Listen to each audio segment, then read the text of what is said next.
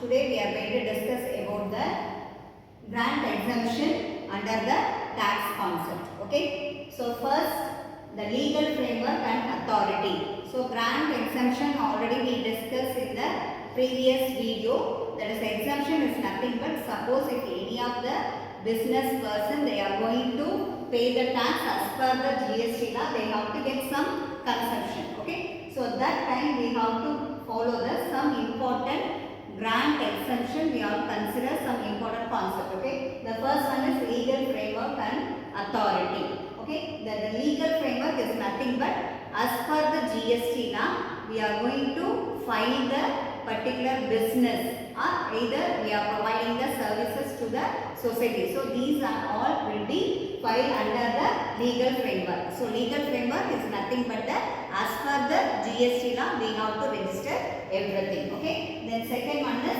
types of exemption. Okay. So the types of exemption is nothing but we are having a 4 category of types of exemptions are there. Okay. So the first exemption is absolutely tax exemption. We are having a 4 category. The first one, absolute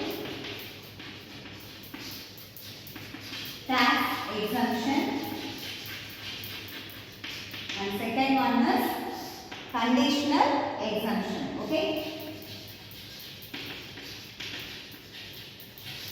Conditional exemption, and third one we are going to discuss about the threshold limit. Okay.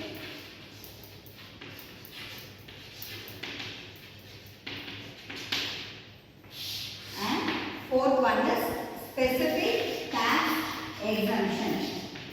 So these are the 4 important types of exemption under the GST law. Okay. So the first absolute tax exemption is nothing but suppose if any of the person they have to supply any of the goods or services at the time, absolutely they are going to get the exemption. Absolute is nothing but they have to get the full exemption. That is called the absolute tax exemption. Okay. Then second one is conditional. So in case as per the business or the GST law, we have to meet the some condition. As per the GST law, we have to meet, otherwise it will not consider the necessary document will not file, and that time the condition will not be filled. That time we have to make the exemption will be pay as per the GST applicable. Okay. Then third one is threshold limit. Okay. So under the threshold limit, we are having some example. We are taking the small scale industries. Okay, or small running businesses, that people they have to follow the 2 conditions. One is they have to, in case of business, their turnover below 40 lakhs. Okay, and services we have to take below 20 lakhs. So that is the threshold limit. So as per the law or GST, we have to consider the threshold limit. We are having a 2 consideration. One is in case of we are supplying goods at that time, your turnover, that is the business turnover, the below 40 lakhs, and services in case of when we are talking about the service providing, at that time we have to take the annual turnover less than 20 lakhs. Okay. Then next we move to the specific tax exemption. So under the specific tax exemption, some of the items where we are going to export or import, at that time we have to follow the specific exemption. We have to follow under the as per GST applicable. Okay. The next one is eligibility criteria.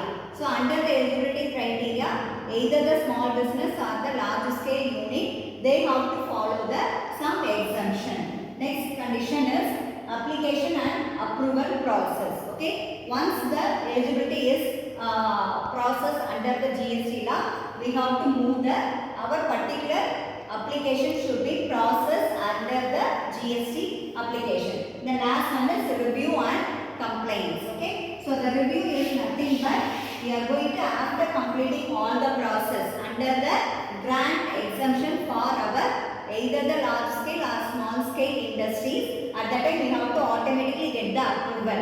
So the review is nothing but we have to process after the some turnover will be calculated, and compliance is nothing but we have to all the records under the as per GST exemption. Okay, so these are the main important consideration while we have to make the tax exemption under the